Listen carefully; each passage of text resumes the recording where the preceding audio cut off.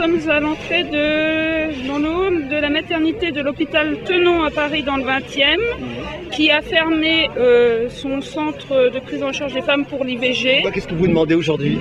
La réouverture du centre d'IVG de Tenon. Donc on va se retrouver sans centre IVG dans le 20e et dans le 12e, alors qu'on nous dit que c'est juste quelques stations de métro à faire. En fait, au bout d'un moment, ça sera tellement de stations de métro à faire qu'on finira par aller avorter en Angleterre ou en Espagne. La loi Bachelot est une loi qui met en danger, et remet plus qu'en danger, remet en question le droit à l'avortement par la fermeture des hôpitaux, par la fermeture des centres d'IVG. Ils ferment des hôpitaux comme Jean Rostand, par exemple. Entre 2000 et 2006, il y a eu 90 centres qui ont fermé. Par exemple, la maternité de Saint-Antoine aussi, et ils en profitent, ils ne déplacent pas les centres IVG, ils les ferment. Vous attendez de contacter quelqu'un on aimerait bien rencontrer quelqu'un de l'hôpital, quelqu'un de responsable. On se bat pour rétablir le droit à l'avortement puisqu'il est en train d'être sacrément mangé. On s'est battu pour la liberté de l'avortement, on n'admet pas qu'elle soit remise en cause actuellement. C'est retour de l'ordre moral, de l'ordre des valeurs, des présupposées valeurs religieuses. Il y a une loi qui a été votée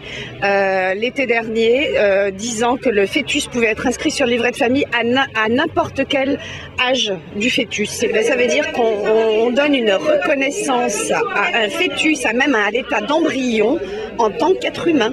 Par raccourci, l'avortement est un meurtre, ce qui n'est pas le cas bien sûr. Le problème, c'est que maintenant, nos plus gros ennemis, ça ne va même plus être les opposants à l'avortement, les religieux, c'est même la santé publique. Le gouvernement Sarkozy fait exactement tout ce que souhaitaient les intégristes. Un chef d'État qui devrait être laïque, la première chose qu'il fait, c'est d'aller se mettre à genoux devant le pape. Notre président de la République a dit qu'il valait mieux croire les curés qu'un instituteur.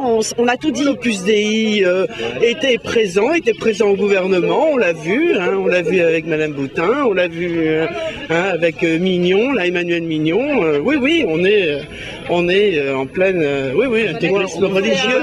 En France, on était quand même arrivé à une vraie séparation entre l'Église et l'État, une laïcité qui était quand même bien confortable.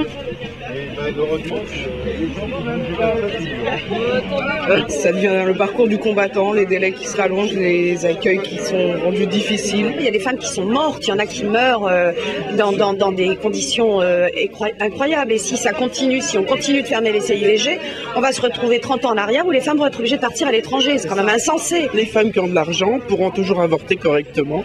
Donc c'est toujours l'éternel problème. Pourquoi vous signez la pétition, vous, madame? Qu'est-ce qui vous motive? Parce que j'ai l'impression qu'on retourne 100 ans en arrière. Vous saviez, vous, monsieur, que l'interruption volontaire de grossesse était remise en question ou pas? Non. Vous ne saviez pas? Non, mais aux informations on en parle, mais pas suffisamment. Nous ne sommes pas décidés à laisser passer ça. Nous nous sommes battus pour cette loi et nous ne laisserons pas filer nos droits. Non à la fermeture des centres hospitaliers. Non à la fermeture des centres IVG. On s'est battu pour les gagner, on se battra pour les garder.